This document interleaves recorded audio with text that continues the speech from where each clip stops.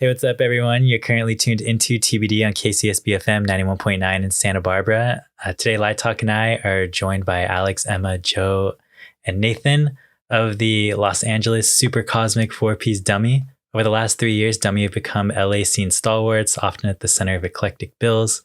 It's an energy that they've taken on tour across the continental US on self-funded tours and into Europe, to a killer single with Sub Pop and 2 tantalizing albums on Trouble in Mind. The latest, Free Noise, is out this September. How's it going, guys? Fine. How are you? Good. Doing well, dude. Thanks for joining us again.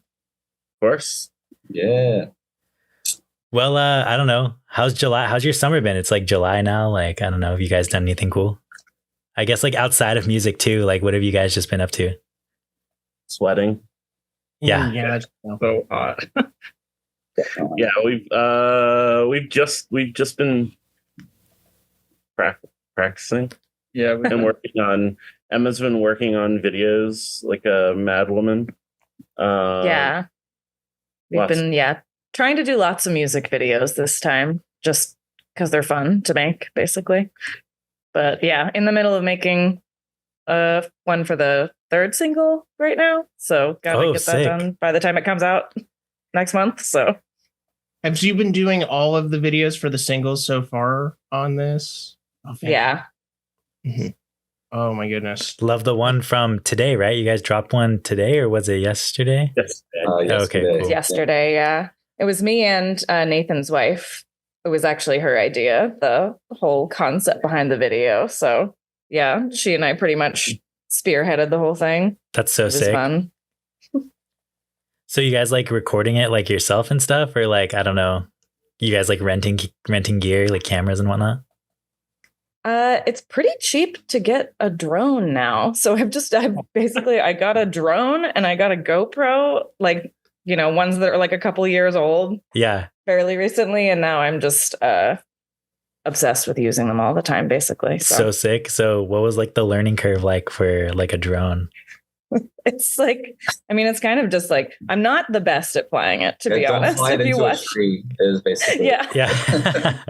Nathan did have to climb a tree during the last video shoot to get it down out of a tree, but damn. Otherwise, it's pretty easy. To be fair, it's not that. It's a little scary though, just knowing that like you have a piece of equipment and like if you don't know where it is, you kind of it'll go really fast and just get out of your sight really fast, which is scary. So. Yeah. So like, I don't know, do you like watch it on like a screen or something? I remember my friend had one that connected to like his phone and he would like watch the phone as he's flying it or something. Like, how does that work? Like, yeah, like the one that I got, it was just like a not sponsored by DJI, but it's like a slightly older model or whatever. It was only like $200 or something. But yeah, you just stick your phone on it and you can film pretty professional looking stuff. It's kind of crazy how all of this equipment is so like accessible now. So yeah. So sick. Joe and Alex, have you guys flown it? Absolutely not. Not yet, but I mean, I wouldn't let Emma let me do it. I'll try. Maybe when the next chance arises, I'll start piloting it. You'll give it a spin. Yeah. I think you'll give it a spin for the show, for the release gig. Yeah, inside the venue. We'll use that as a way to capture visuals. Dude, that would actually be kind of sick. Anyways, I don't know. Anybody pick up like any other hobbies? Or does anybody have any like other like ongoing hobbies? Like, I don't know. Pastimes, as we've decided to phrase them this time. Yeah. Nate's doing stuff. Oh, I'm currently learning how to DJ. Yeah, like what kind of stuff are you DJing? You go into like weddings? I don't know, and just stuff? like minimal techno, house, jungle stuff like that. Yeah. You on that compact grind? What was that? That compact grind, that minimal house. Yeah. I'm gonna start rolling around with the USB stick here. So sick. You're just gonna go to bars in the area and be like, "You doing a DJ night tonight? I got this USB." So sick, dude. I can't wait to catch the next Nate Odell DJ set, dude. It'll just be in my apartment. We have written down here in our notes that Alex has strong opinions on coffee. I don't know. Do you want to like get like what's your favorite latte or something? Like, how do you? This came up because of I think the one, Joe, I had heard the interview that you did a couple years back with another podcast, and it came up. Alex has strong opinions on coffee. Alex and I both have very strong opinions on coffee. Love. Yeah, Do you do any kind of mail order subscription thing? Do you have any methods that you're big on for grinding up? During the pandemic, we actually did that a lot. Oh yeah. Yeah, ordering coffee. We did. What was the really good one from North Carolina? Black and white. Yeah, that's really good. There's one from Philly too, like Panda or something. Elephant, panda, bug. It was an animal of some sort. I've worked in coffee for like, I don't know, almost a decade at this point. So I got really nerdy about it, like, you know, many years ago at this point. And I'm not super like picky about coffee these days. I just really like coffee. I mean, I've been drinking coffee every day for like, definitely a decade. So like, I don't know, what's your go-to, like, I don't know, do you have like a special drink that you make every day, or like what have you been like into lately? We're a drip coffee household. I love just like I you know, we get what's the brand that we always get? Yeah, this roastery in Bellingham, actually. I'll show them out. Camber is really good, but they just go for just delicious coffees. You know, they're just a really reliable roaster because they're always choosing really delicious coffees. And I don't know, yeah, I'm not like super fancy with it. We just have like a drip machine, and that's kind of what I see as like the purest way to drink coffee is just nice filter coffee. Yeah. Best way to just taste the coffee. Grind it by hand. We do have a hand grind. No machine grinding. You get down there, you crush the bean. We're just grinding. Yeah, I mean, it's just cheaper. Like, hand grinders are just cheaper. Yeah. I get like coffee TikTok every now and then. I feel like those guys are like kind of pretentious on there a little bit. Yeah, the whole, I mean, the gear side of things has really blown up in the last like I don't know, 5 years, especially on the internet. Like you'll see all those like crazy. I get the same like crazy espresso routine dudes with like puck prep. Puck prep. You guys know about puck prep? No. Prep. What are you saying? Puck prep. What is prep. that? Puck prep. Okay, so puck is obviously like the cake of coffee that's going to be left over in your Like espresso thing? Yeah, when espresso. But before you start it, you do puck prep, which is just kind of like cleaning up the portafilter and kind of getting it so you don't make a mess on the machine, etc. Interesting. And then on tour we love going to coffee shops. That's like a kind of a facet of tour is like finding good coffee shops, and I love finding a really good coffee shop, especially when it's like unexpected. I feel like it's really good. In Europe, it was really fun to do that. We went to some really famous ones. Yeah, like what's the Berlin one? Barn and Five Elephant. Yeah. We went to this really cool one in a shipping container in Stockholm. It was pretty sure it was Gothenburg or was it Gothenburg? I don't remember. It was really cool. And then we after we went there and got really good coffee, we went to this the fast food chain there called Max Burger. And they have just insane, and I love their food. We went, like, I got a crispy chicken vegan sandwich, and I liked it so much for the next 24 hours. I thought about it, and I was like, we have to get this one more time before we leave. And we did, and it was just and he hasn't stopped thinking about it. I know. Maybe once a week. A lot. Yeah. I talk about it a lot. Part of our life at this point. Yeah, I'm thrilled that we get to go back and get more. Yeah, it is good though. They have like umami flavored dipping sauce or something. I can't remember. They have like all these weird sauces and stuff. It was good. Really good smoothie. And it's also like the like quality of the food there in terms of like what the government will allow is really strict. And so the quality of the food is better too. Yeah. I mean, basically I do remember them telling. Like you're not getting red 40 over there. You know what I mean? Yeah. You're not getting red 40. That here. Yeah, exactly. Yeah. Say it again. Sorry, we lost you for a sec. What were you saying? Oh, sorry. No, yeah, they were just, I just remember. Oh no. Saying, like, oh, no. Oh no. I hear you. connection is unstable. Yeah, it's all, I'm glitching. Am I back? yeah, you're back now, You're but back. we lost you again. Sorry. This is the internet here. Wow, that was This happened on at work, and then I got clowned on by my coworkers.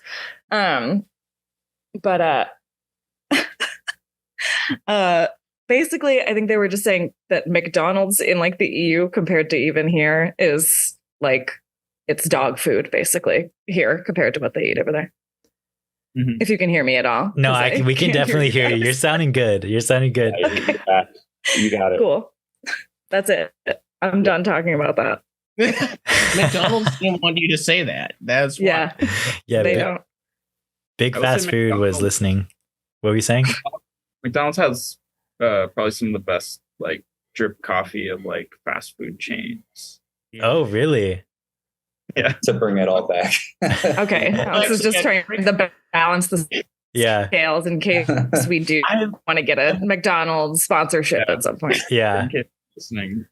Alex, at least have you ever had the In-N-Out coffee? I've never had that. I've been curious. I just read the In-N-Out book, so I've been on a kick again thinking about them. No, I've never had it. I've only been there once, I think. You've only been to In-N-Out once? That's crazy. Yeah, I need to go back, I guess. But Yeah, I heard that if like they don't have a pot of coffee and you like order it, they'll just make like a whole massive pot. It's kind of sick.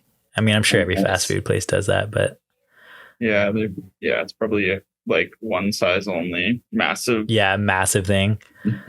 I have had the hot chocolate from In-N-Out. Slaps. No way. With the freeze dried marshmallows, slaps. It's Ooh. Ghirardelli. They use Ghirardelli. Yeah, it actually is Ghirardelli or whatever. It's like actually pretty good. Okay. Yeah. Huh. I wanted to ask, since we were like talking about Europe a little bit, me and my friends are just talking about this, but we were saying like in Berlin, especially like the street food, like the Döner kebab was so good. And like, why is that like not like, why is street food like that like not good in the US? You know what I mean? Compared to like that, like they had like Döner on every corner, and it's like you can always just like go and get some like greasy, dank I shit think like on every corner. You know what I mean? Yeah. Well, part of it is like just foot. Like people are walking around so much more in Mhm. like cities in Europe versus in the US. Like it's so hard to find like foot trafficked areas. So I Mhm. think there's a much smaller market for that. But yeah, we had some really good food, street food in Germany when we were there. Mhm. Yeah. Did the currywurst thing, and yeah, had some of the best falafel ever, or whatever. Dude, the That one falafel there place is so had good. Such yeah. good falafel. Mm. Yeah. Waffle, Dada falafel. Dada falafel. We actually went twice. Yeah, we went there twice. It's really good. That's what we named the song after too. Oh yeah. That explains so much. But there's some good street food stuff in the US, like, you know, in certain cities. It's just hard to find compared to, you know, in Europe, let's say. Yeah, obviously we're in like Taco Central, so Okay, for we sure. can't really yeah, complain about street Yeah. food in LA that much. No, that's true. We're actually also Yeah. saying like, you know, what would be like the equivalent in LA, and we're all just like, you know, tacos or something. You know what I mean? It's like you just find like a Mhm. taco truck, I don't know, on any street corner in the Valley or LA. Yeah. It's gonna hit. You know what I mean? Totally. Like, yeah, pretty much anywhere you go is gonna be amazing. Yeah, I for mean, like, sure. it's really hard to miss, honestly. LA is like special compared to most US cities in Mhm. that regard, I would say. Yeah, for sure. Yeah, we've got a spot right outside of our practice spot, actually. That's really good. And it Yeah. rips.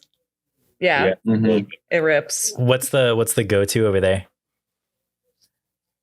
I just Yeah. get pastor tacos Yeah. or Yeah. dinner. fire. Yeah, they've got like cabeza and stuff too. Oh yeah, I love that. It's so good. The papas are really good. Oh yeah, they have the potatoes that are just soaking in the grease. Oh, that's the best. Yeah. Just like a whole potato. Just like a whole little potato. So good. On a paper plate with plastic utensils. You already know. Yeah. Okay, yeah. You don't even, that's it. That's perfect vibe. Yeah. San Escondido does that, and I'm all in on them now. Yeah. Okay, Maddie, do you want to take like this next little point we have right here?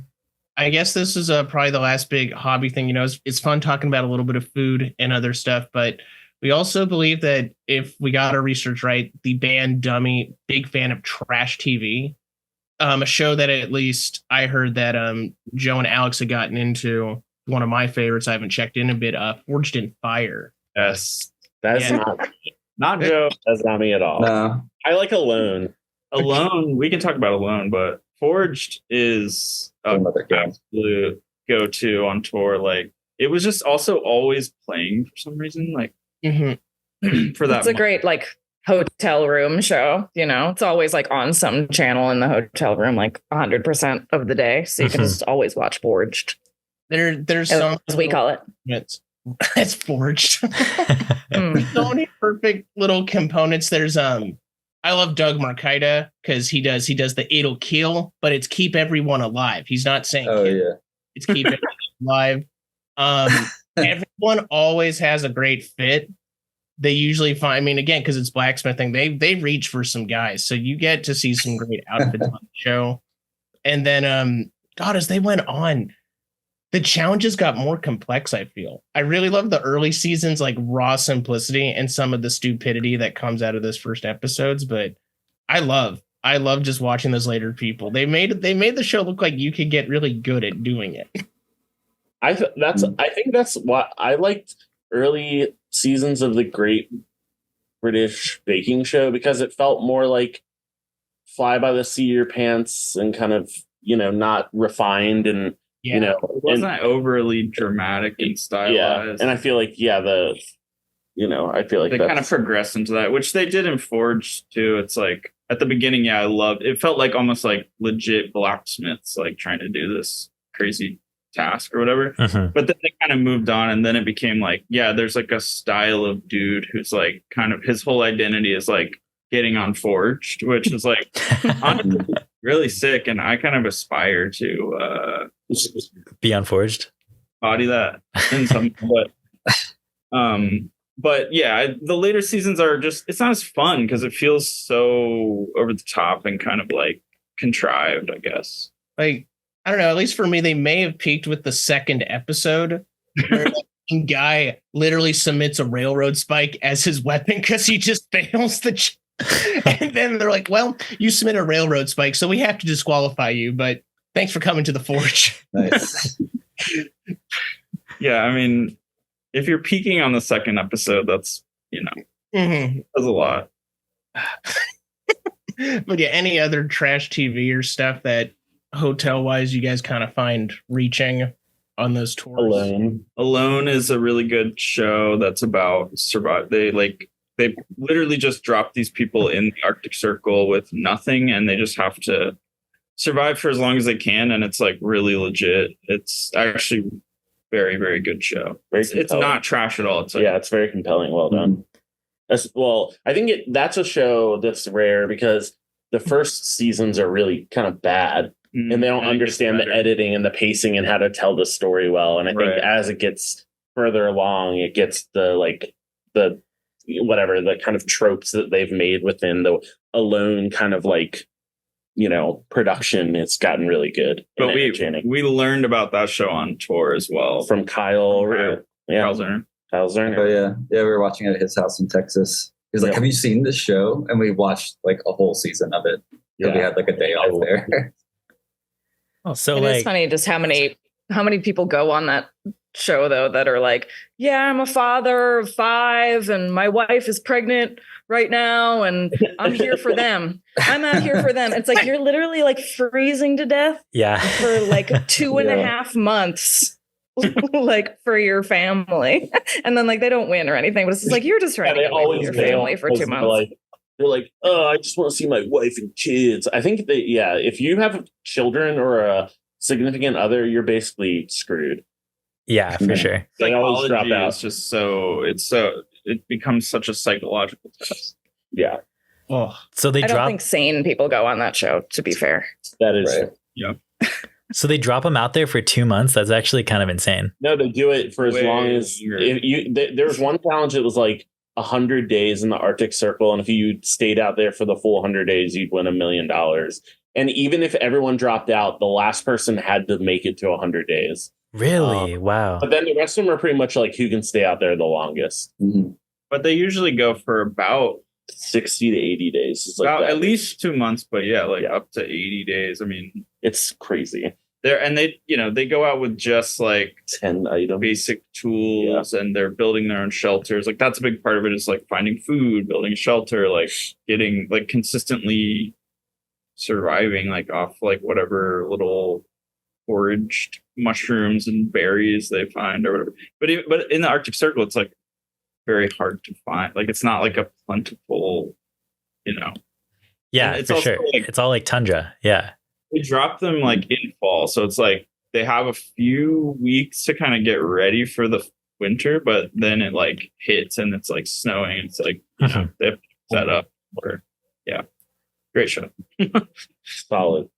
Dude, that's wild. I'm going to have to watch Alone. That sounds kind of sick. Start like season 6. That's, is that like the peak of the show? I think It's so. just the beginning of how it getting good. The most recent season was great. There's a lot of good seasons, but the middle ones are really good. Yeah.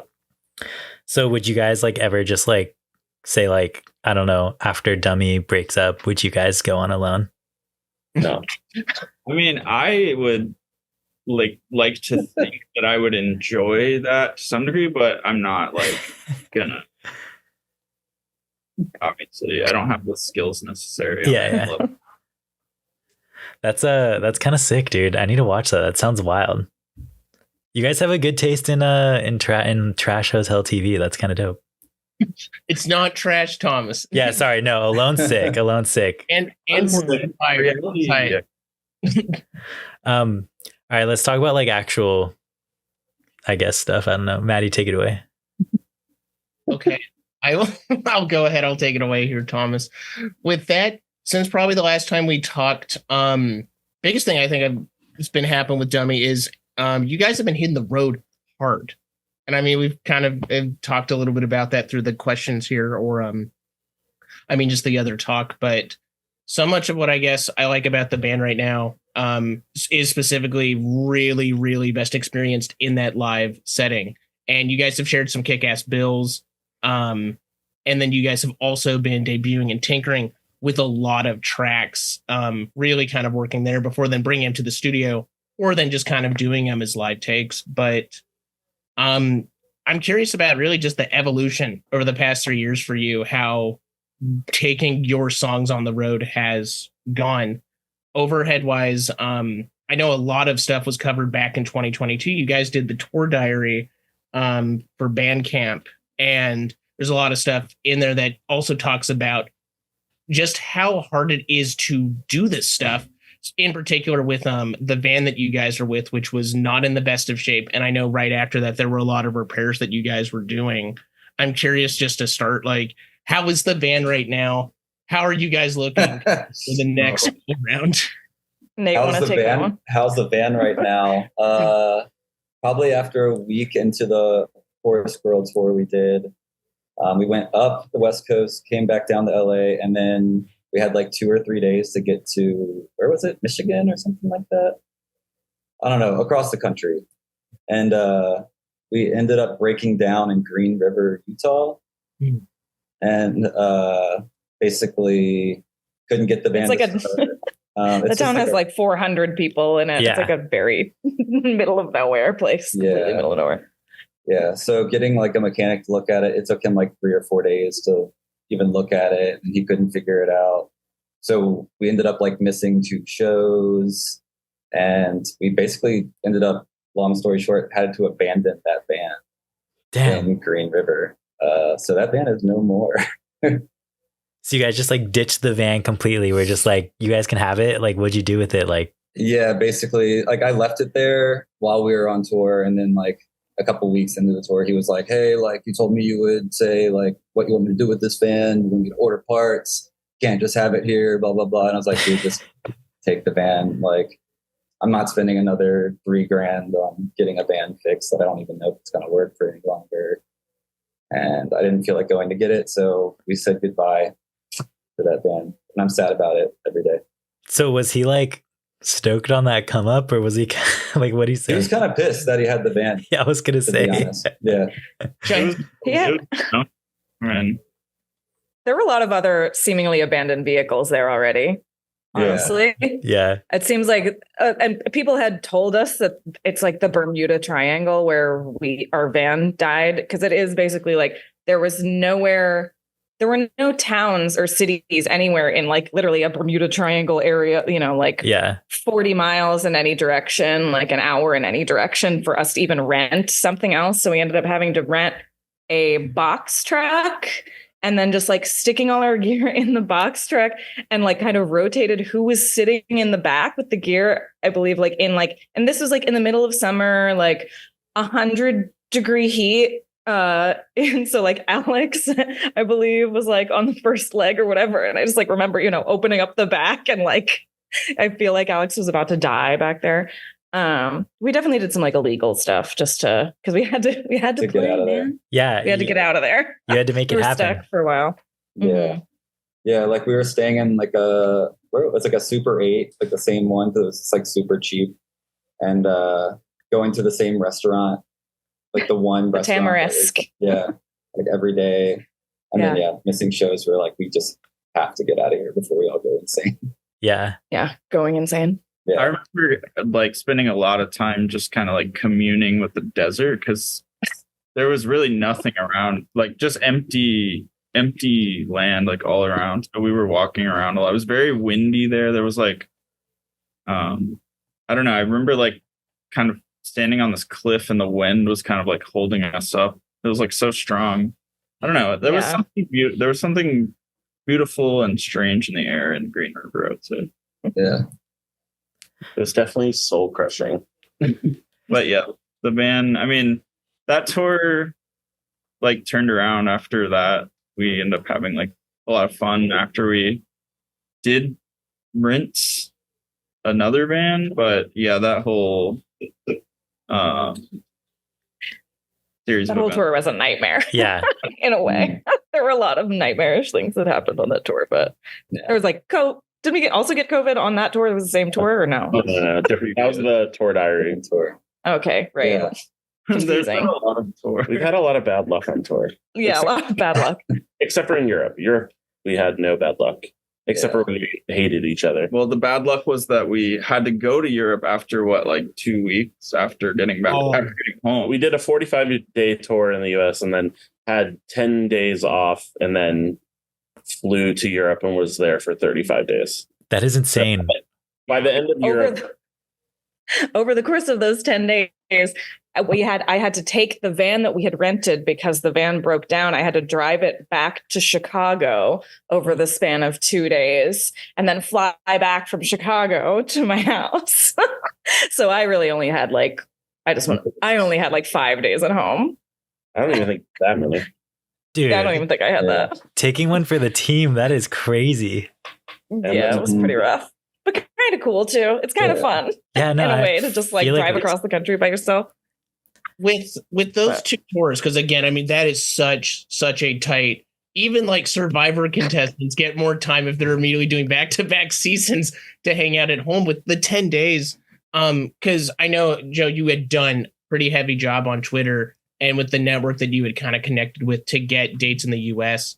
Was the Europe tour also self-booked? No. That was not self-booked. No, and the Horse Girl tour wasn't self-booked either. That tour, the Horse Girl booking agent booked those shows. And then all the shows that weren't our shows with them, our booking agent booked. But all the previous touring was me. And then in Europe, we have a booking agent over there. I would never try to book a tour by myself in Europe. Just the language barrier. Not even the language, just the logistics of everything. Yeah. There's so much stuff that I'm so grateful we don't have to like even think about at all. Mm-hmm. So you're looking at, for 4 people, you need place to stay. You need certain context. You need to know your way around the town. You've got to know the routes that you're looking to get to. I mean, in Europe, luckily, like in the proper EU, they always have you fed and housed no matter what. The UK is more like here where they don't do shit. Interesting. But yeah, I mean, we drove ourselves. And when I say we, Nate, Emma, and Alex drove. I drove like 2 drives because I was very nervous about driving for some reason. But yeah. I mean, we didn't know what we were doing, but like people were telling us to get like a driver when we went for the first time, but we knew we couldn't afford that, so we just decided to, and we had heard other people did it themselves and they were fine. Yeah, and then once we got over there, like, I don't know, it all was pretty smooth, honestly. Yeah, and I mean, I think when you play shows in Europe, there's just a lot more like, I don't know, help for the band. Like, yeah, everyone's there to help make everything run smoothly and you treat you well, and you get fed. You get like your lodging and everything is like taken care of. Treated with the basic amount of respect that you would assume people would treat you when you're playing a show. But and it's even like, it's like you're going to like a little bar. Like, we're not even talking about like a real venue type thing. Yeah. You're just like getting booked in a tiny bar on a tiny stage, and even they will give you like, a hostel to stay in, or like in the venue. Sometimes there's like a place to sleep in the venue, but like the second you walk in the door, they have food and coffee for you like already, and then they'll give you a meal later. And that's just like how it is everywhere, like at bigger venues or just like even the smallest places that we literally played like a upstairs apartment in Sweden, and then we literally stayed at a venue. It's so strange. That's wild. Yeah. Why didn't we just play here? But yeah, for sure. Dang. So all the venues you guys were playing was stuff like that, just like really low cap, kind of 150 bars and stuff. It oscillated pretty wildly between really tiny, like we played a really, really, really, really tiny bar in like Toulouse, but they had this insane spread for us. And then we played like a really huge festival in Amsterdam at this really beautiful venue that's legendary. I don't even remember. Do you remember what it's called? Paradiso. Yeah. And like the whole like basement of that place is this like kind of winding labyrinth of like green rooms, and like it's just over there, everything is very different in terms of like the culture around art. And I think like, they just take care of bands. Like, I remember just even the stage hands at that festival were so nice, so helpful. There was no tension with people. Like, we normally have tension during sound checks and stuff. So there's just way more established culture around like shows, and people are going out to experience music, not just to go drink and socialize, opposed to here where a lot of the focus is on socializing and drinking and less on going out for a night of like, I guess soul nourishing music. But we played a lot of really funny places in Europe too, like boats. That's sick. Yeah. What else? With like killer ass views, or kind of like, I don't know, really unique art or architecture? Oh, well, we played Luxembourg, which is sort of a country and sort of a city, if you know. The venue was really, really weird. And just driving around there was like, very like, fantasy world, like, castle. The old and new matching together. Yeah. And the venue in Luxembourg had like didn't it have like an art installation? Like really big, like, weird, like you would look out. It was like an architectural, an archaeological dig site. Interesting. Like, and it looked like a real archaeological dig site, but it was completely. It was huge. I mean, I don't know. it and they were like, oh no, that's just some ongoing art in ongoing art installation. Yeah, it really, when we got there, we were like, oh, they actually dug up these like pots or whatever. But then when you read the plaque, it turned out it was all just like created for the installation. Interesting. Yeah. But great coffee there too. That was a really beautiful city, I would say. Like very interesting architecture, very interesting landscape. It was like very hilly and mountainous there. And you crashed the van into that pole. Tell the rental company. They know. Did you guys like when you toured out there, did you get like any like sort of like funding from Europe? I don't know. Didn't we talk to like Bitch and Baja's Maddie when they went on tour? They got like their whole tour funded or something? I forget if Bitch and Baja's that have received any funding, but I want to say Time Warp had received a little bit, or at least had some access. To buy her. The shows themselves, a lot of them were government funded, but we didn't get anything specifically. Yeah, we were paid through the like government funding. Yeah. Funding, yeah. Like the guarantees were from a pool of money for that or whatever. Yeah. Right. It's just show by show yeah. That's kind of sick though. I mean, like you're still like guaranteed something even if you didn't have like a big crowd, which I feel like is important as a touring band. You know what I mean? Especially like in another country. Like yeah. Well, I mean, there was like that one situation where we were like supposed to play this big festival, but then because our whole tour got rescheduled, and then it wasn't like, but we still got like the pay that we would have gotten from the big festival for like to play this other small show that wasn't very well attended. I think it's like what happened. I don't know. It's like, but yeah, it's just because it was yeah. But that was a really small town too. Yeah. Mm-hmm.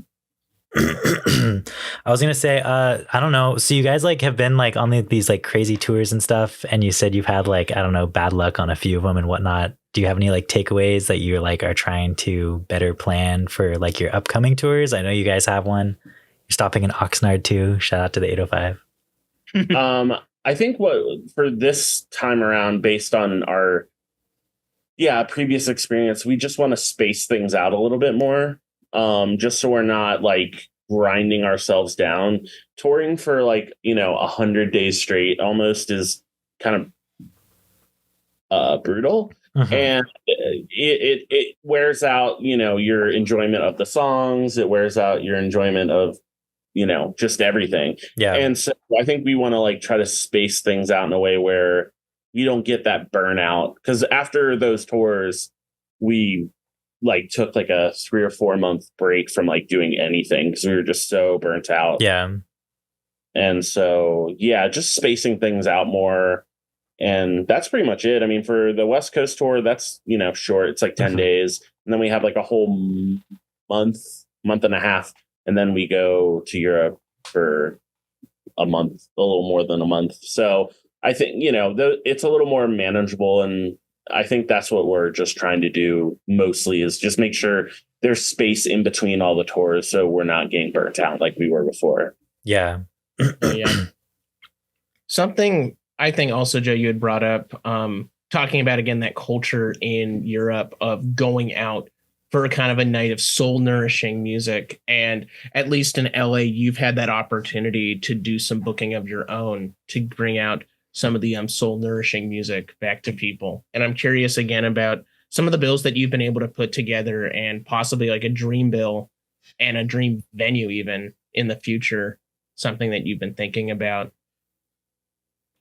I don't have any like specific goals in that. I feel like you book shows for like our friends when they need a show in town. Yeah. Like, for us, I don't like, for Dummy, we obviously don't play here as much as we used to, just because that's the nature of what happens.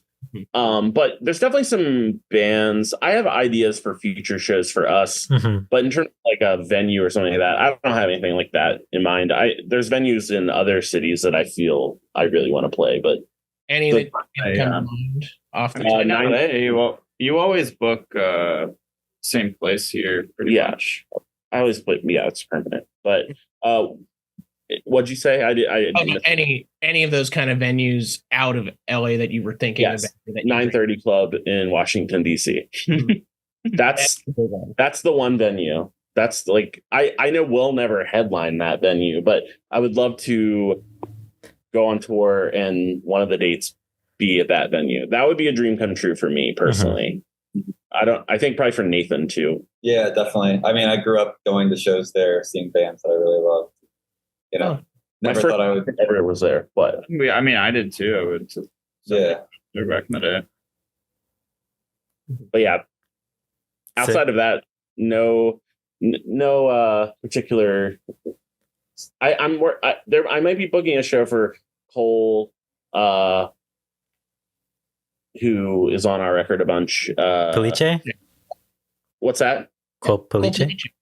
Yeah, I possibly in October. But that's like the only one I have in the kind of mental works. I feel like we have a lot of really a lot of friends in the Bay who have really cool bands right now. So yeah, I feel like we booked a lot recently. Yeah. It's like, dude, the Bay Area scene is sick right now. There's so many like cool bands coming out of there. Like Aluminum, like Marbled Eye, like the Dandy Boy record scene, like so sick. Paisley Shirt's still going strong. Yeah, Paisley Shirt rips. But also to his latest one from this year. Who was it? R.A. Seraphim. Dude, shout out Ray, dude. Ray slaps. The boy Ray. I did want to bring up though, like your record release show. I don't have the date off the top of my head, but that is like a super stacked lineup, and I think it kind of like really shows like the essence of like Dummy being like super eclectic and stuff. Like you have Lockslip, a hardcore band.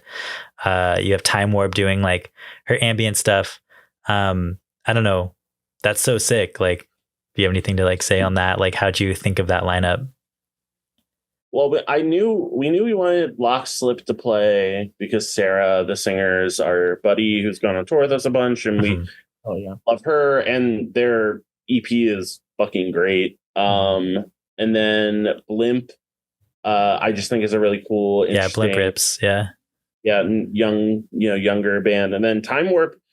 I mean, it's just a artist that we all think is really cool, and it just feels like a good addition to the show. And we always want to do like lineups that have like crazy shifts. We've definitely done that before with shows in LA that we've played, but yeah, like it's just cool to go to a show with like, I don't know, very different like a lineup that's like weird and crazy, and the bands don't sound the same, and like I don't know, and all have like their own personality, like just outside of like the zeitgeist or whatever. It's just stuff that you can tell they're making because they feel passionate about it. But it also did like this lineup specifically is like a good kind of like encapsulation of Dummy's kind of our background, I guess, in a way, because of like Lockslip. Like obviously we have like that, some of us were hardcore connection. Metalcore kids. Metalcore kids. Obviously Time Warp, like I've been a huge Time Warp fan for many years. Just electronic music in general. And we're all fans of ambient, new age music, and then Blimp is just like the kind of just noise rock pop kind of band. Yeah, guitar music kind of, but like weird. Yeah, I feel like not enough people really do like mixed bills like that. That's why I think it's sick that like you guys were kind of like championing like all of your tastes in like one gig, like I feel like a lot of people that listen to Dummy aren't expecting to see, or probably don't listen to hardcore, you know what I mean? So they're going to see Lockslip and I don't know, be exposed to new stuff. I feel like that's like that's the whole point. We want people to be, we want to showcase our friends or things we find to be good and interesting for other people to hear. So that's always the goal, no matter what. Like the show I booked the other night for Aluminum, having GMO open, who is more of an electronic band, and then Cupid and Psyche, which is, a mixture of electronic and, guitar stuff. And I just feel like, it's more interesting that way to curate a bill that's not 4 bands that sound the same. Yeah, definitely, dude. That's also one of the reasons why I always love going to your shows, even at like permanent and stuff, because it's like always a nice mixed bag, you know? I try to curate.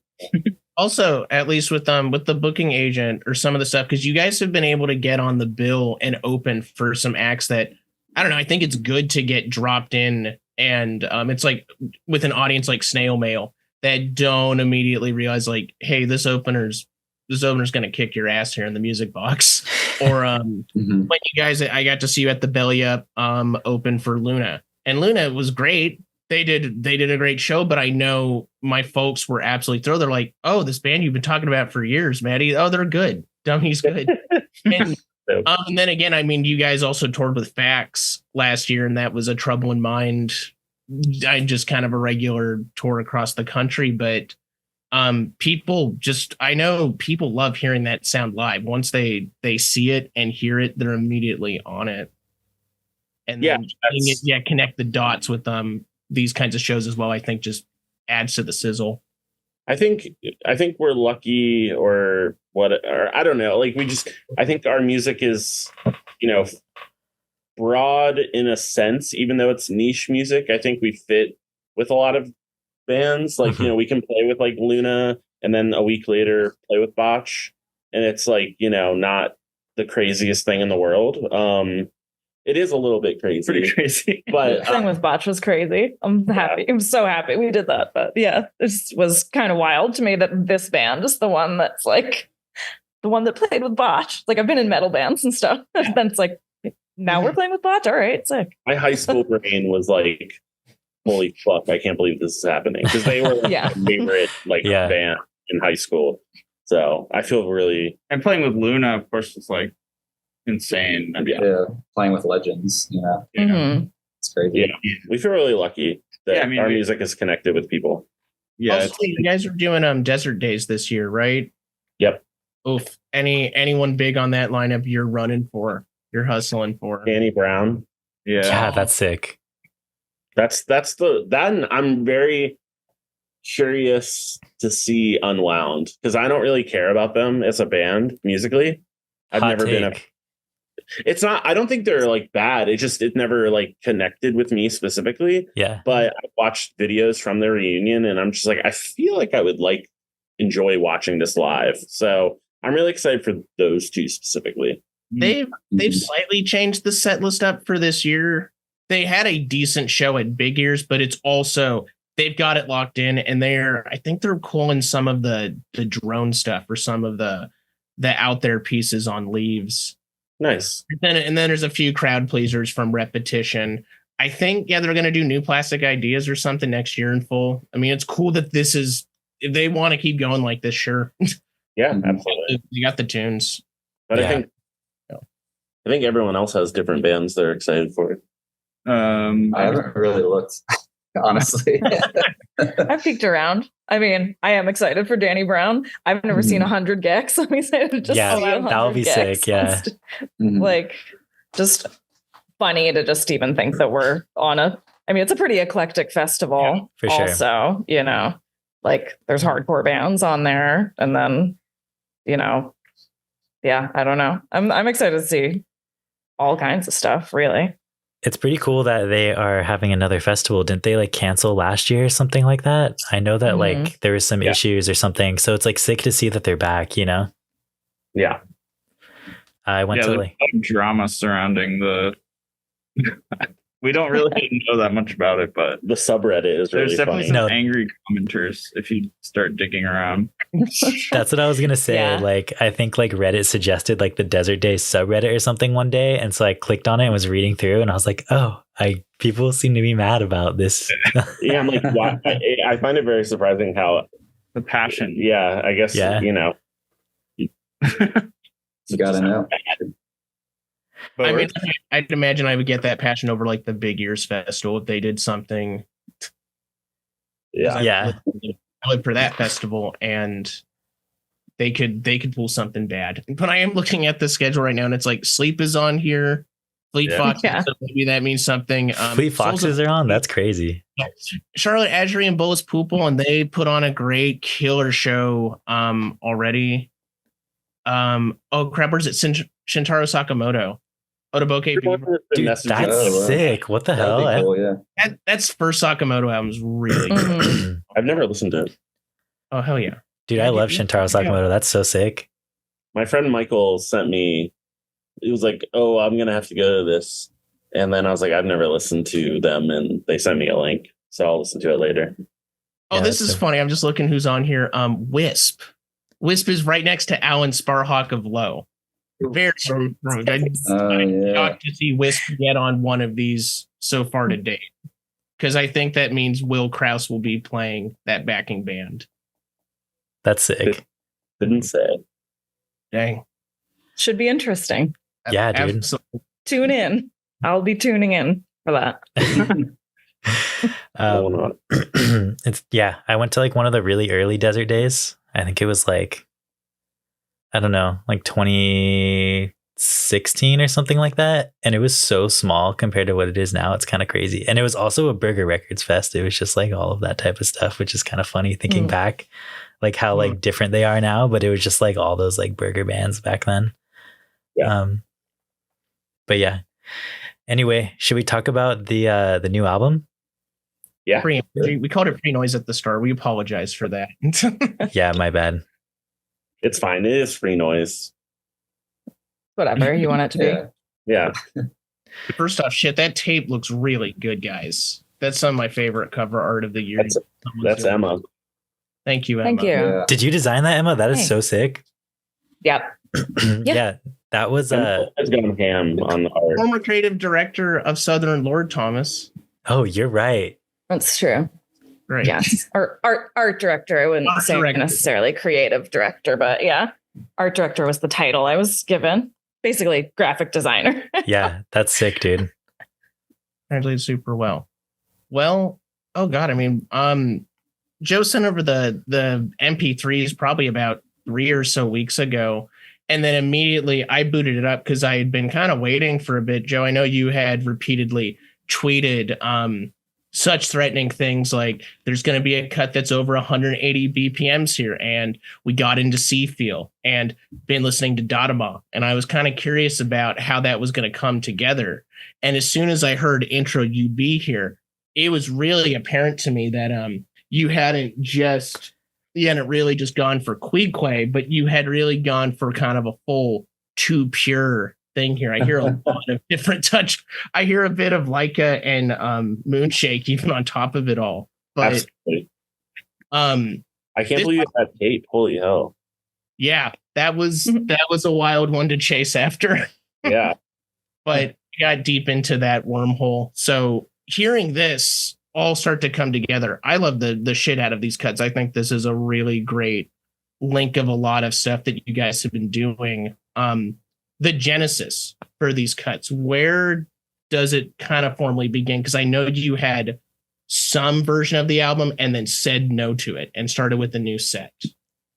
Well, I think from the press release, I during that, earlier I mentioned there was like a 3 or 4 month break after we did all that touring, and I just like kind of demoed songs like a madman.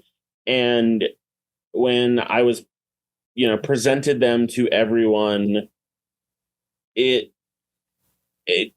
guess, like, not to throw everyone, no one was really feeling it that much, and and that's fine. And that's kind of where I think after I cycled through kind of like maybe expelling the last remnants of like that kind of, stuff, the more kind of Noi influenced kind of stuff,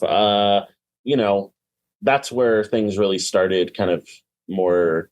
I mean, I think when you were doing those demos, it was like no one else really had any part in the writing of those at all. So when we heard them, it was kind of like it was a lot of stuff in the same vein as what we'd been doing on Mandatory, and I think we ended up using a lot of like the chords and like progressions and stuff maybe in some form and translating them. I mean, there was definitely like a lot of tracks that got left behind, and there's songs that we were playing live and planning to record, like put on the album that we ended up not including.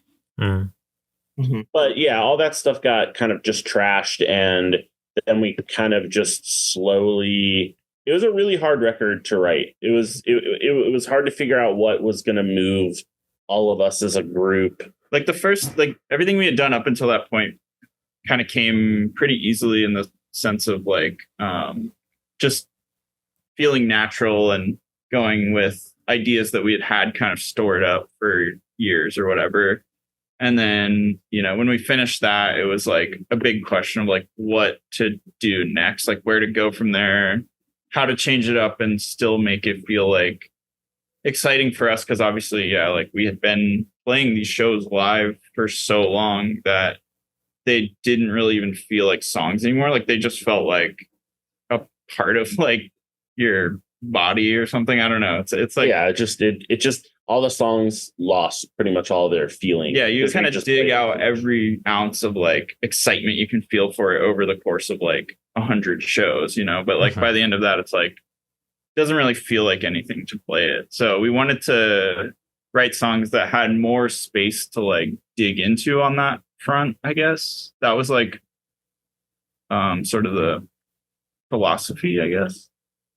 That, and I think just like a letting more like emotionality into things, and like, you know, not being so strict about. I definitely had like a very like tunnel vision idea of what I wanted things to be for a long time, and for this record we came out of the tunnel, and then, you know, everything opened up more. And I think that was the biggest hurdle, is because I think I was stifling a certain amount of like creativity by being so like, you know, hyper focused on this thing. And then once like iterating on like kind of one idea. Yeah. And I think I don't remember what song, maybe it was Blue Dada, where I wrote more chords. Basically I used like, there was like 7 or 8 chords in the song instead of like 1 or 2. And I think that was kind of like the beginning of the kind of like, okay, we can allow these kind of things to happen within the songs without it losing what dummy sounds like. So that it was kind of like that song was kind of like, I feel like the song that like, you know, was the first song that we wrote and was like, okay, this sounds cool and it's like in a good direction. And I was definitely one of the favorites. To me, it's, I mean, I'll be blunt though, like I really do hear in this, you started a place that is C feel. Halfway through, you go for kind of a transient noise burst there at the end. But I love what I love across the album. It's the beats on this thing. There's a lot more drum programming. There's more of it. And then you talk about kind of having that space. And because on Mandatory Enjoyment, I remember seeing the love of Moonglyph and that desire to kind of take that love of Moonglyph and put it in your form of kind of a punk or a take that like a punk ethos, especially. And I just hear it more here. There's a greater sense of that ambience that comes through. And also, again, you have Cole is on the album in 2 cuts, and then it is Jen Powers is on at the end. Yeah. Also connecting, to like That's More Trouble in Mind Explorers people, and that's also another Moonglyph alum. So it just, oh my God, it kicks ass there. Yeah, I think we're really interested in like avant-garde music or whatever you want to call it, like whatever Cole and Jen and Matt are doing. Like, I've just always been a huge fan of like ambient music, soundscape music, avant-garde music. And we wanted to pull more of that into our music. And we also, I mean, same thing with electronic music, just it was always a big interest of ours and like kind of something we were into. Like a lot of the stuff we referenced on this album was like stuff we've loved for like years and years and years, but it's like we kind of were just finding a way to incorporate it into our sound. Yeah. And I think also with like, you know, I think Emma and Nate can speak more to like the vocals being more upfront and being more like Emma singing, I think more in her voice instead of like the force of me being like, no, sound this kind of way. And I think letting Emma more off the leash or whatever, however you want to put it. Just like, you Wow. know, Emma really did some bold stuff with her voice throughout the record. And I think that was like a big realization as we were recording it. Just like, Emma was really going for like vocal stuff that we hadn't really done before. Yeah.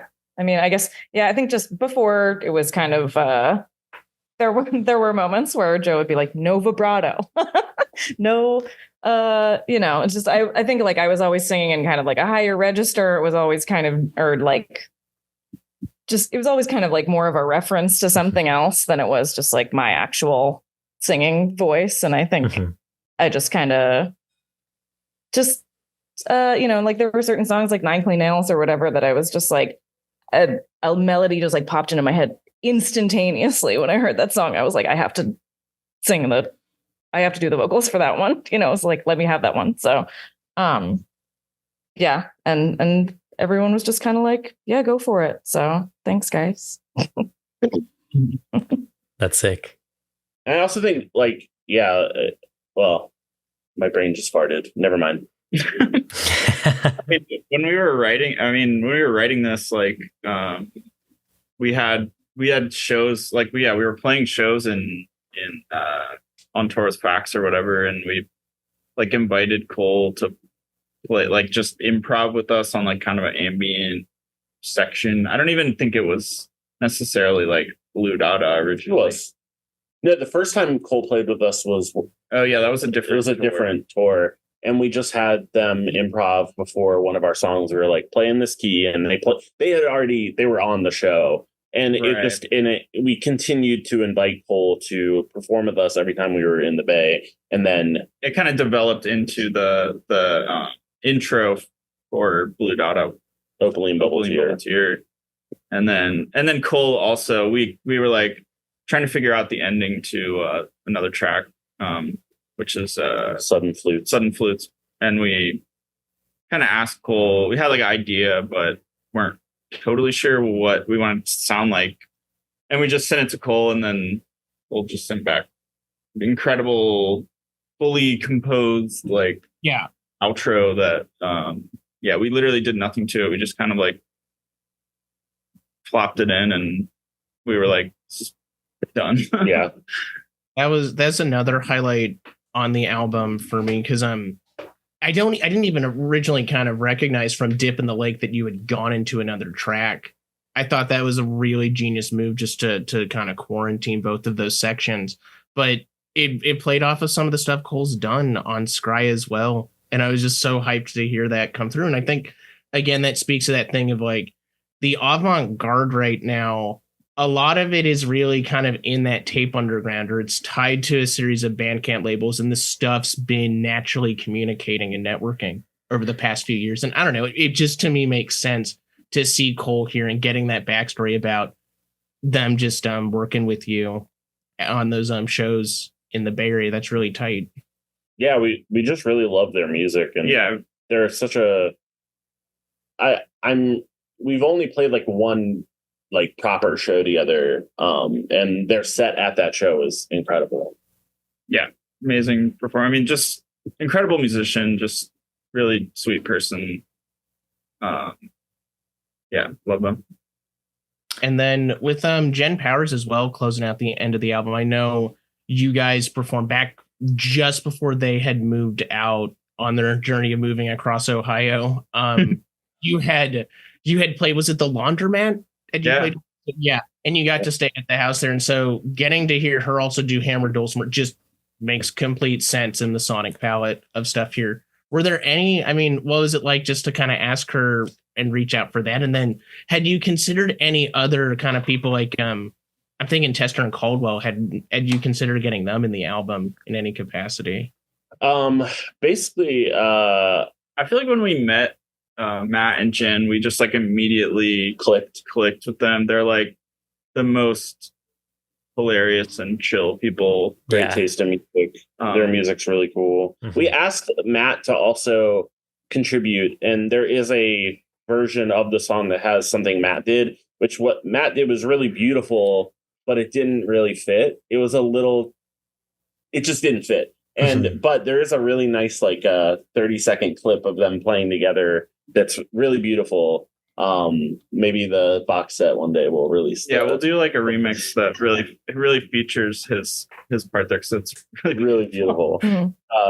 But yeah. And in terms of Tester and Cadwell, I didn't even think to ask Landon and Mark. I think like the people we asked, it was just organic.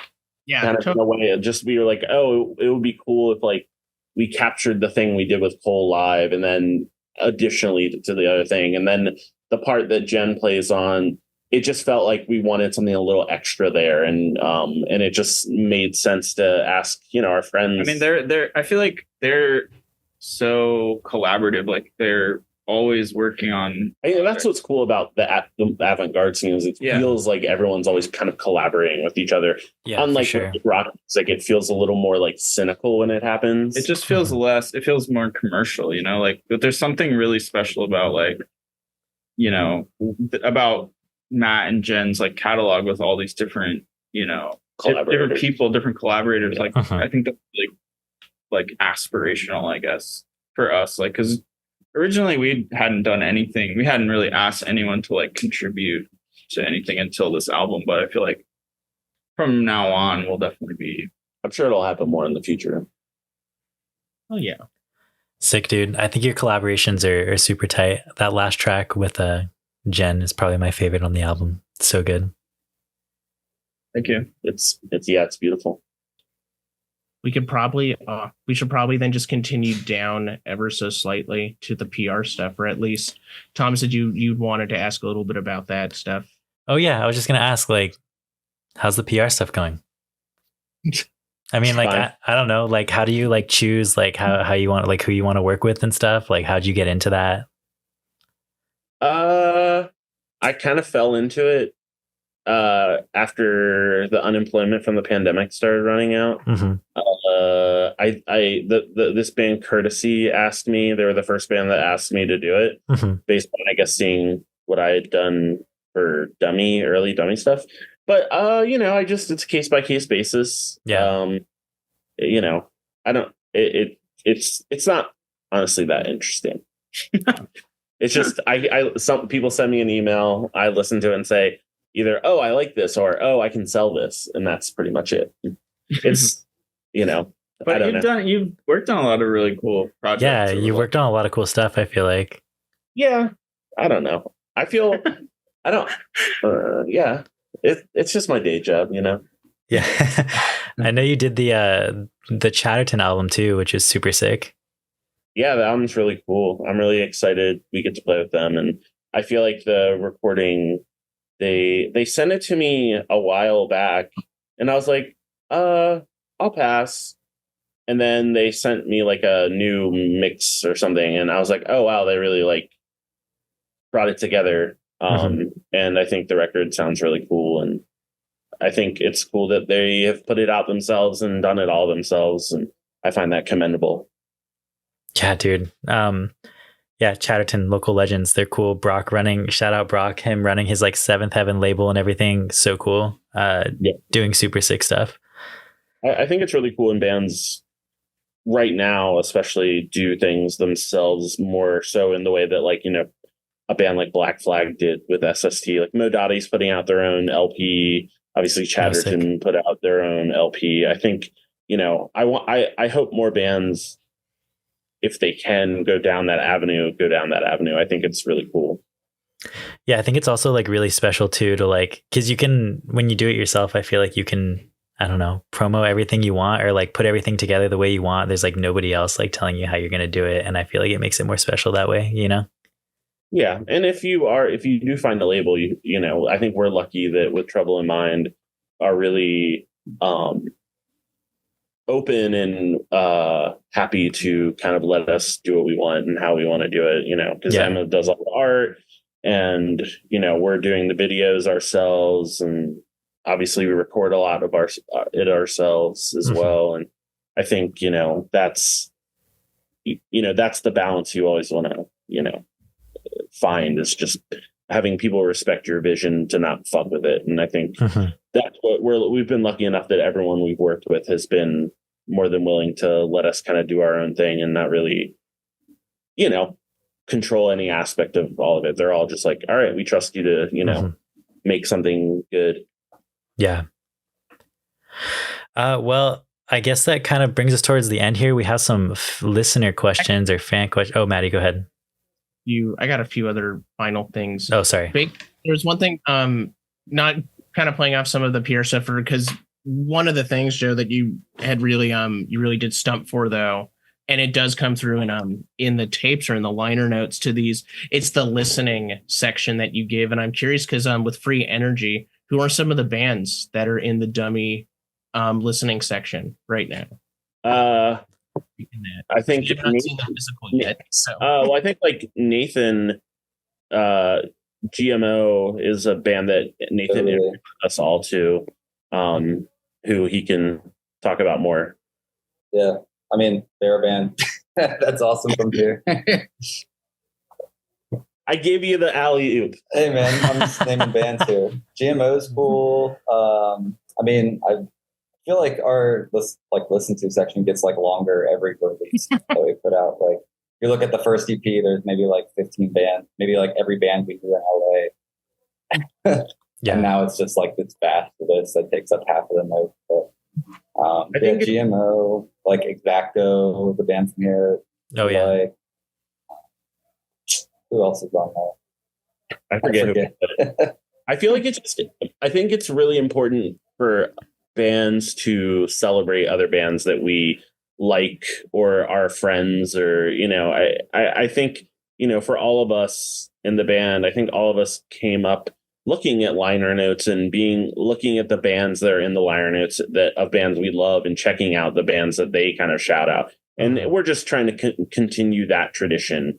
And as the list grows, we also take bands off, and they get, we try to like shine a light on as many bands, as we can that seems reasonable. And and we hope, we've had a lot of people tell us like, oh yeah, I found out about certain bands that they really ended up liking due to that. And that's the sole purpose of doing it, is just trying to like, shout out music we think is cool and interesting, or just our friends. That's sick. One of my favorite, I don't know if Bandcamp still does this, but I used to love browsing like the artists we like. There was like a tab or something on Bandcamp that like artists could put, and I felt like I always like found cool artists. I feel like that's like similar to what you guys are doing with like the liner notes. So that's sick. Yeah, I try to switch ours out like every couple months. All right. Yeah, we have that. We have ours, and I don't know what's on it right now. I feel like it's like Twin Coast or something right now. But yeah, I just think, as long as we have whatever little platform or whatever we have, we want to like shout out other artists that we think are good. And that's, it's about community in that way. And I think, for us, art in the music scene is not this self-serving, selfish thing. It's about connecting with other human beings and other bands and like-minded people. And there's bands that like are on our list that I don't even like necessarily love their music, but I love them as people, and like, or I think they're just a good band that isn't necessarily my taste. And I think it's important to like, support DIY music no matter what. Yeah, for sure. I think it's weird when bands start doing tours and they don't have local acts as the opening. I think it's, I would hope if we were ever, for some odd reason, to get very popular and we were, playing 1,000-cap venues, that we would still, make sure there was room for putting a local band on it, because, that could be a great moment, an opportunity for someone to hear new music that they wouldn't necessarily, it's the same, with our release show, like the Lock Slip and Time Warp and Blimp. Like, I'm sure there'll be people there who have not heard any of those bands. And at the end of the night, they'll, had heard 3 different things that, maybe they'll like it, maybe they won't, but at least they were exposed to something interesting and new. I guess that kind of brings us towards the end here. Maddie, do you have any other bits you wanted to add before we go into some fan questions or listener questions? Probably. I mean, Only because this is my form then of the fan question. The other thing in regards to Free Energy, I was a little curious about, Joe, how much of the Cranky book had played any kind of brainstorming role in this, or any stuff that you took away from this? A lot. Quite a bit. Nathan also read the book. Yeah. And I think to be fair, Nathan was probably more familiar with a lot of the artists on Cranky than maybe I was. Like Nathan, you like Godspeed and Stars of the Lid and stuff like that when you were young. Yeah, of course. Yeah, I've liked those bands for a long time. But yeah, I mean, I was never really I didn't really know much about the history of the label. And a lot of like the bands like Dadama and stuff like that, I didn't really listen to before I read that book. Yeah, I had never heard of Dadama or like Spiny Anteaters, but at the same time, I definitely knew I loved Jessamine and Low and Deer Hunter and stuff like Grouper, obviously. Yeah. So I feel like, that book, I really like that they use indie rock as a pejorative. I like that a lot. And I think that's my favorite moment in that book is kind of like how they explain that how they use it as a derogatory term. I think that's funny. And I've kind of like, I guess in some weird way adopted that philosophy as well, as silly as that might be. But the book just in general is really interesting, and just it shows just how much all those artists, despite the lack of social capital and money that they gained from those releases, they still made just timeless art. And I think that's all they were concerned about. Obviously, some of the bands, like Godspeed, Low, those bands definitely, and Stars of the Lid, definitely had careers. But then there was bands like Le Bradford and Dadama and Spiny Anteaters who no one knows or gives a fuck about.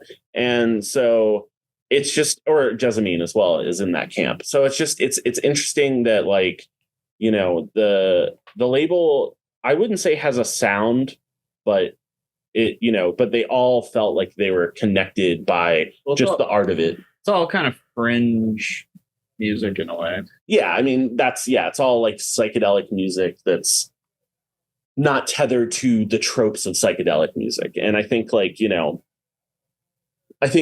label, along with that book, along with the Elephant Six book, and then I read like 3 Flying Nun books.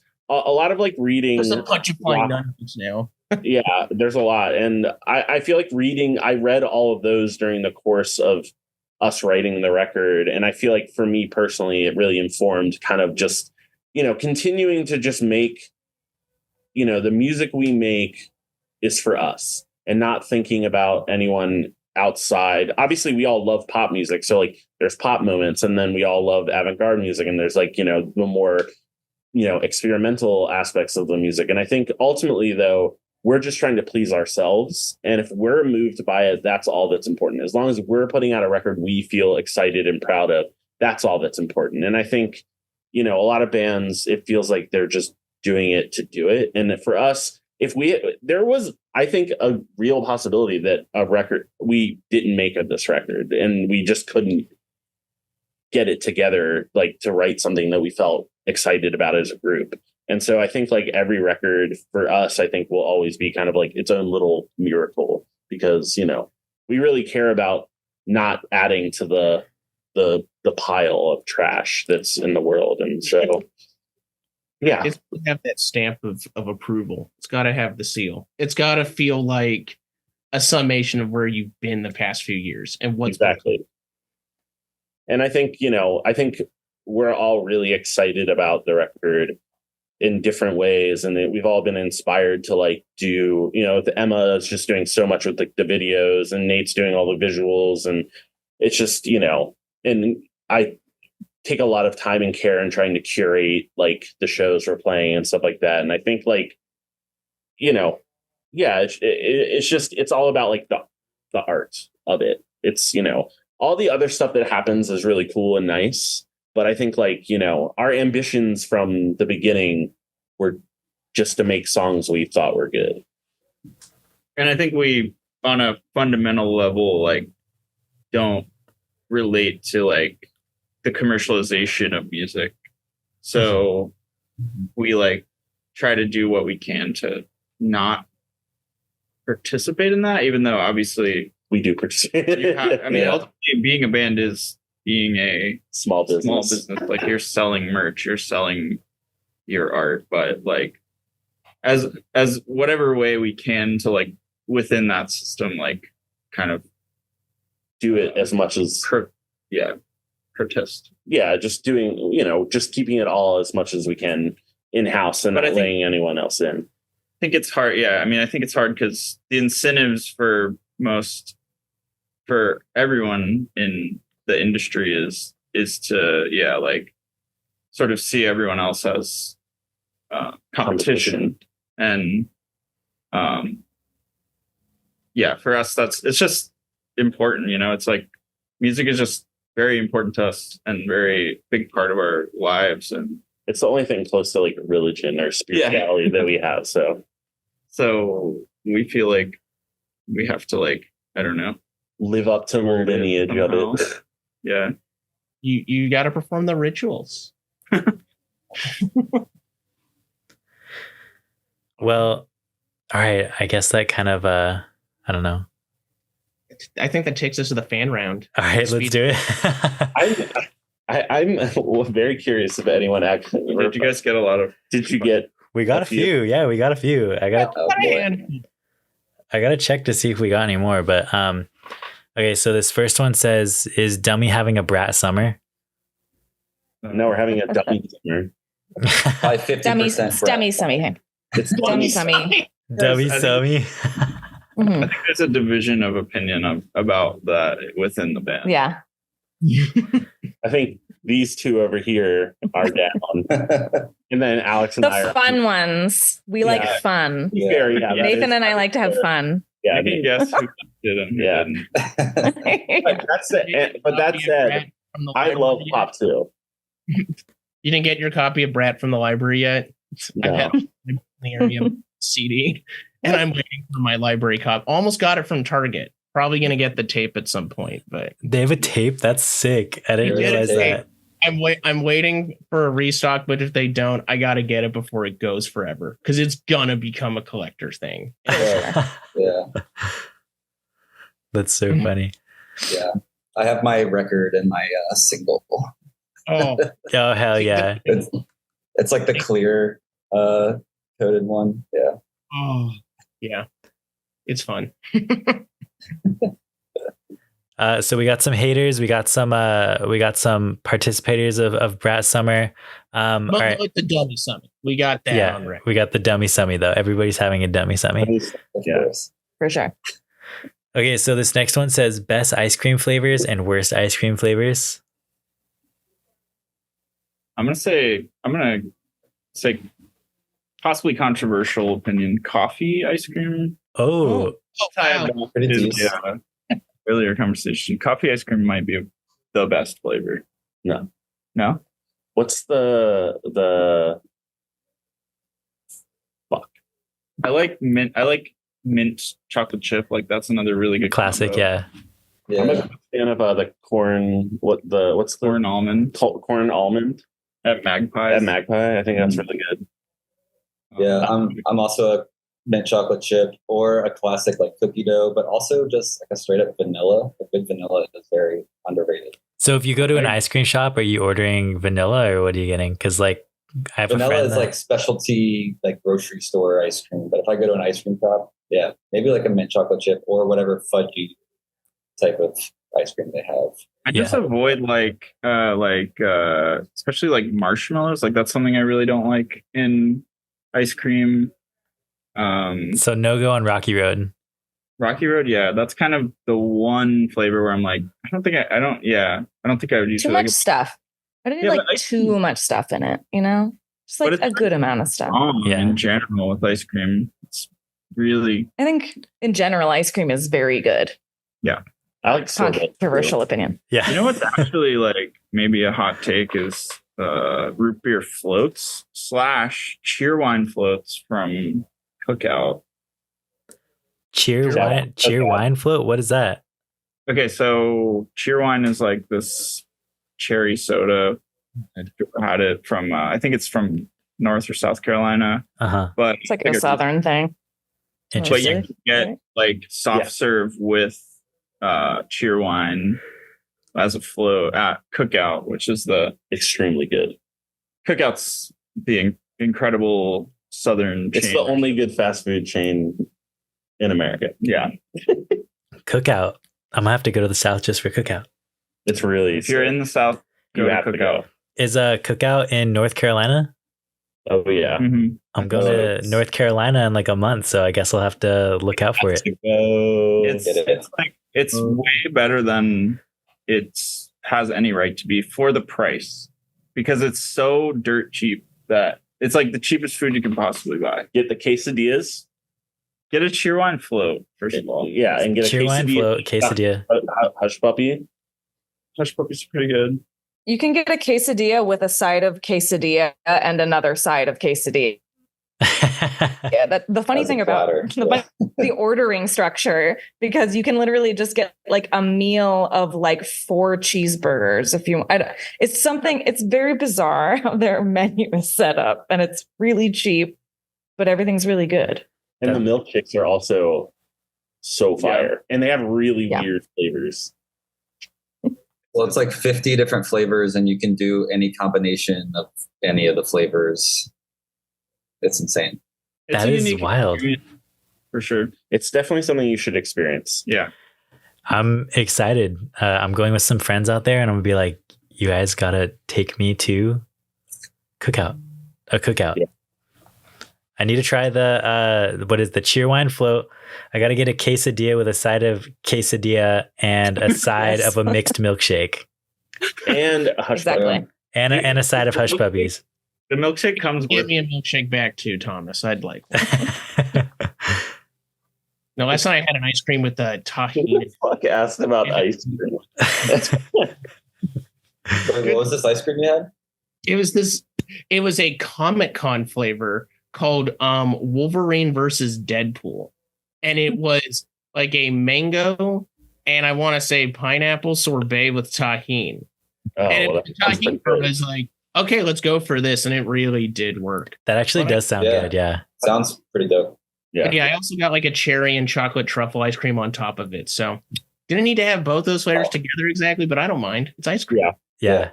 That's what it's for. Do you guys ever go to like Salt and Straw out here? Really? Been there like once. Salt and Straw ribs. They're like seasonal flavors. Ribs. All right. Anyways, all right. So this next one says, is a hot dog a sandwich? Oh, that's it. Yeah. Sorry. There's bread and meat. It's a sandwich. It's just a question of your perspective, I guess. Yeah.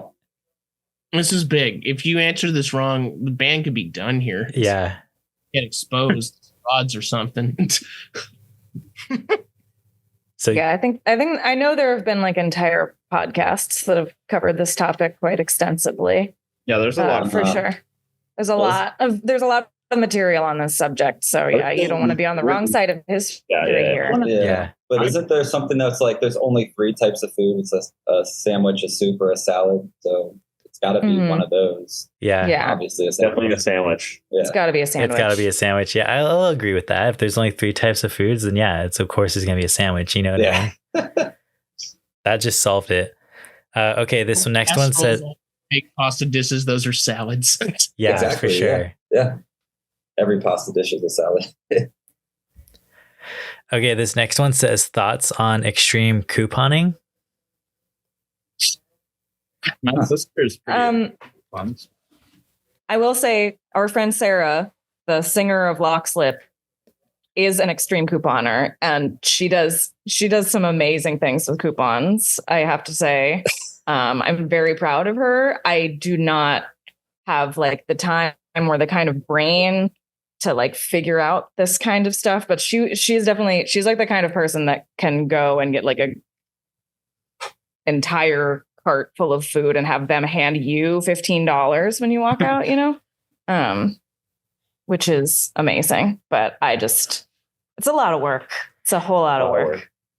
Yeah, does Sarah have like a binder of like coupons? Does she just like keep them like all lined up? Like, all right, today I'm about to use this like sheet. Like, I know she's got apps. I've talked to her about it a little bit because I am jealous, but yeah, I'm not.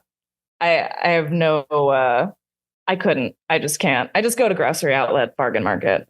Yeah, grocery outlet, bargain market. Yeah. All right. This next one says dummy live album ? Well, we did record one song on our new album live, so maybe. I think that would be hard. Yeah, I don't think we would want to like do a full album of like just a live. Maybe if we did an ambient set or something. That's what I was thinking too. Oh, that'd be sick. Yeah. Mm-hmm. There is a live recording of our lodge room ambient into mono. We have cool recordings of us playing live. Actually, we've released one live single. Yeah, we released a collaborative track with Lifeguard playing Hallow Gallow. So in North Carolina. In North Carolina. Oh, hell yeah. Sick. When we took the cookout for the first time. Oh, my God. Oh, hell yeah. That's true. But probably undecided. I think it's possible. I wouldn't rule it out. We definitely have released live tracks, recorded things. So I don't know. Hard to say. Okay, so this next one says, if a cut is to become TikTok famous, which one and why? For what moment? I feel like being TikTok famous is kind of like the equivalent of like being like a punchline at this point. So I don't know. I don't know if our music really works on that level. But Duster is TikTok famous. And they're going to get to play with Deftones this year. Yeah. But it's kind of like funny though, right? Like I think old music that becomes popular is one thing, but I think new music, it feels more of like a little like I feel like the stuff that Duster is like the videos that Duster is like the sound for on TikTok are like really funny, right? Like they're cringe, like most of them are a joke anyway, right? Like I don't know. I have no idea what it would be. I feel like that's what it'd be for Angel's Gear. No, it'd be about, and they'd find out walking a dog. Honestly, I think probably, to give a somewhat real answer, like on Spotify, for example, like the opening track of Mandatory is like has a lot of plays. Like people like the kind of like ambient tracks, right? So maybe that would be like something that it's like, which would be great because then we would never have to play it live. Mm-hmm. Okay. All right. This next one says, this is our last one here, by the way. Did you guys get any? Did anybody like DM you guys any? Okay. All right. This last one here, it says Del Taco or Taco Bell? Taco Bell. That's hard. We are Del Taco when they had the Beyond Meat. Yeah, they got rid of it. We are a Taco Bell band. But we are also all East Coasters. Yeah. So it's kind of, you don't grow up with it. Yeah. So is trying to acquire this taste. Yeah. I understand why people that are from California stan Del Taco so hard, but like I grew up eating crunchy beef tacos from Taco Bell, so that's just like that's home. Yeah, that's home to me. The curly, the cinnamon twists, man. Yeah, they rip. Yeah, the Del Taco sauces probably are better than Taco Bell sauce. The Beyond Meat like burritos they had that had like the fries and the avocados in it, those were so fucking good. I definitely respect and love Del Taco, but Taco Bell is just it's just so it's universal. Yeah. I kind of love both. I feel like I kind of got into Del Taco more recently. I don't know why. I think like my girlfriend's dad is from like the IE. So like he was like, I guess around when those places were kind of like becoming more popular, I guess. I don't know. It's more of an Inland Empire type thing, There's also another place out there called like Baker's. He also spicy ketchup. Yes, dude, the spicy ketchup rips there. It's so sick. I know. And yeah, he was telling me about like this thing called like a bun taco or like a burger taco that they invented like in the IE. It's like an IE thing. And they basically take all the fillings of a crunchy taco, but they put it between two buns and it rips so hard. And like Baker's is like the only place that has it on the menu anymore. And then if you go, there's like a few like original Del Taco locations, which like have like the original menu. And they're like a separate like franchise now than like the main Del Taco. Those still have them. And so I was like curious the other day, actually, I went to a Del Taco and was like, I wonder if I could get a bun taco. And so like I asked them if they could make it and they're like, oh, bun taco. Like we have that on our menu. It's just not like listed. So I found out you can get bun tacos. And yeah, sick. At any Del Taco, you can get this? No. No, you can. You can now. Yeah, it's like a thing now. Taco Bell in the UK, absolutely abysmal. Is it? We went to one after a show in Leeds, yeah. In Leeds, and it was just horrendous. It was okay. The spice wasn't on point. I can't imagine it being good over there, though. To be honest, you know, it's a totally different concept. It's like a weird like bar, isn't it? No, it just. But they had like French fries. Like they had like a lot more French fry options, but it was so bad. Interesting. Yeah. Taco Bell though is kind of sick because they have like the cantina locations. You know what I mean? And then also I feel like there's just so much more customization if you're like a vegan or like vegetarian at like Taco Bell. Yeah. You know, when my girlfriend was vegetarian, we would always go to Taco Bell, and the customization that would go down was crazy. So they're anyway, iconic. Yeah. Yeah, really heated discussion about Del Taco and Taco Bell. Anyways, Dummies Free Energy is out September 6th. Where can listeners keep up with the band? On our Instagram, and that's it. Joe will be posting on there at any given time. Yeah. Bandcamp messages. In the house. I don't do Twitter very much anymore, so. There's the Free Energy release show at the Lodge Room, and that is on Saturday, September 7th. Tickets still on sale. Doors at 7. Yeah. And then you guys are playing Oxnard too for all of our local listeners. They're playing at Mrs. Olson's with Eye Candy and Chatterton. I don't have the date off the top of my head, but and Boy Girl. Oh, Boy Girl hopped on too. That's sick. Yep, they're playing as well. Awesome. Yeah, they're homies. Don't know the date. Super stacked lineup, and you can find the date on Dummy's Instagram. Yes, in September, right? It's happening. September. Yep. Oh yeah. Anyway, we have one question here. You guys have answered it before in the past, but Maddie, do you want me to take it? I guess go for it, Thomas. Okay. So a rat is going to jump into your mouth. Do you want this rat to jump into your mouth head first or butt first, and why? I guess mouth first for me. Mouth first? That head wasn't first? an option. Head first? Head first? Because I feel like I can bite it on the neck before anything happens. Yeah. Just killer. Rock on. Yeah. I think it's already too late at that point, though. Either way. I mean, I don't want a rat's ass being backed up into my mouth. Especially the tail. Those things are disgusting. Yeah. Being from Baltimore, rats are traumatizing. Yeah, we're all too familiar with rats in the mouth. Metaphorically, not metaphorically. Nathan, what's your... Yeah, I'm thinking, so it's just jumping in your mouth. This question is not about eating the rat. I mean, if you want to. And you can ask about the rat if you want. We'll let you know what the dude's up to. Is this a young rat? Absolutely. Top of young his rat. White lab rat.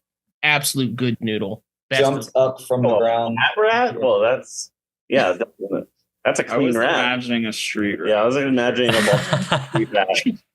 Does not roll with Baltimore rats. He's also scared of them too. Yeah, I would probably say butt first, just because the rat probably doesn't want to be in there either. So just scoot right out. Logical. Yeah, logical. Yeah.